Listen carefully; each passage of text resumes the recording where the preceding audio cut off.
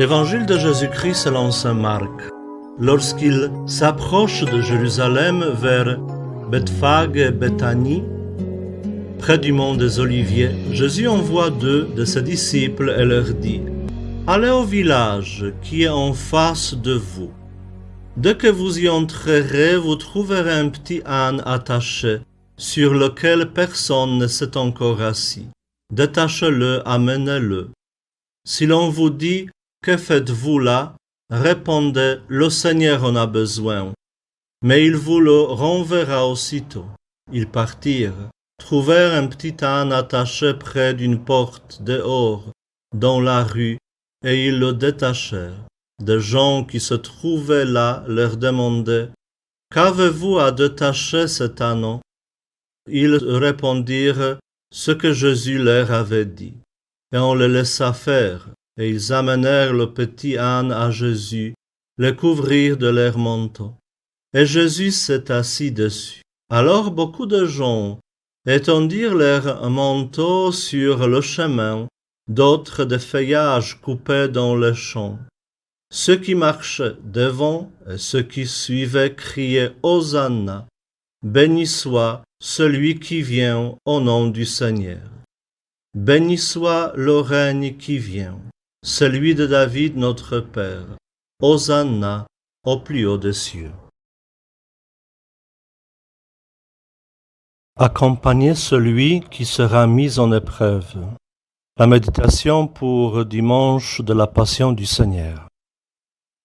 Dans la liturgie de dimanche de la Passion du Christ qui ouvre la Semaine Sainte, nous lisons 2 textes évangéliques, l'épisode de l'entrée de Jésus à Jérusalem et aussi le texte sur la Passion du Christ. Ces 2 moments montrent une réalité paradoxale dans laquelle Jésus se trouve étant à Jérusalem. D'un côté, Jésus est admiré et loué par des foules enthousiasmées qui vont se tourner contre lui vite. Et de l'autre côté, Jésus cherche à ne pas perdre ses amis les plus proches qui l'accompagnent dans ses épreuves. C'est de Béthanie que Jésus se rend vers Jérusalem. Et saint Marc ajoute que le soir, le même jour, Jésus retourne là-bas, en Béthanie, pour y manger et se reposer. D'où il est venu, il retourne. Le choix de Béthanie, à l'approche des épreuves de sa passion et de sa mort, n'est pas un hasard. Probablement, pendant les fêtes, il n'était pas facile de trouver le logement en ville. Peut-être au centre de la ville, les prix même étaient plus élevés. Mais ce n'était pas le motif pour rester à Béthanie. Ce dernier jour, Jésus voulait rester parmi ses amis. Jésus savait bien qu'il ne pouvait pas compter sur ces foules enthousiasmées superficiellement. Il cherche plutôt des vrais amis. À Jérusalem, il a trouvé ceux qui voyaient en lui uniquement sa fonction, son rôle ou sa puissance. Pour les uns, il était un héros, pour les autres, un ennemi. Mais Jésus ne cherchait pas seulement ceux qui admiraient ou contestaient sa fonction. Il ne cherchait pas seulement ses confesseurs, mais ses amis. Béthanie donc devient tout un espace d'amitié authentique, désintéressé, où Jésus est traité comme quelqu'un proche. À Béthanie, les 3 amis, Lazare, Marie, Marthe, voient en Jésus quelqu'un qui voudrait être accueilli, qui voudrait être nourri, ou pour lui on prépare l'espace de repos avant la dernière confrontation à Jérusalem. Béthanie devient un lieu symbolique. Dans la tradition du Carmel, Béthanie est un lieu d'accueil amical, un modèle spirituel de la relation que nous devrons avoir avec notre Sauveur. Un Sauveur, un ami en une personne. Le cœur d'un vrai ami de Jésus devrait être donc une telle Béthanie.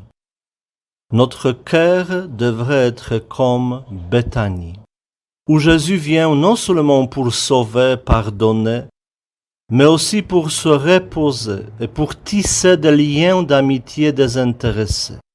À Béthanie, Jésus était aimé pour lui-même. À vivre tel amour, nous sommes appelés pendant cette Semaine sainte. Pour ne pas laisser Jésus seul souffrir pour nous, mais qu'il trouve en nous ses amis et ses collaborateurs qui sont prêts à quitter même cette Béthanie et marcher à côté de Jésus, de son côté, et se laisser crucifier avec lui, pour le salut de ceux qui ont oublié leur enthousiasme envers Jésus lorsqu'ils ne voyaient que la souffrance et la croix. À la fin, je voudrais citer quelques phrases d'Élisabeth de la Trinité à ce propos. Élisabeth dit: « Mais ce que j'aime par-dessus tout, c'est faire ta volonté. Et puisque tu me veux encore dans le monde, je me soumets de tout mon cœur pour l'amour de toi. Je t'offre la cellule de mon cœur, que ce soit ton petit Béthanie. Viens t'y reposer. Je t'aime tant, je voudrais te consoler, et je m'offre à toi comme victime. Ô Maître, pour toi, avec toi. J'accepte à l'avance tous les sacrifices, toutes les épreuves, même celle de ne plus te sentir avec moi. Je ne te demande qu'une chose, être généreuse et fidèle, toujours, toujours. Que nos âmes soient notre Béthanie, où Jésus vienne se reposer.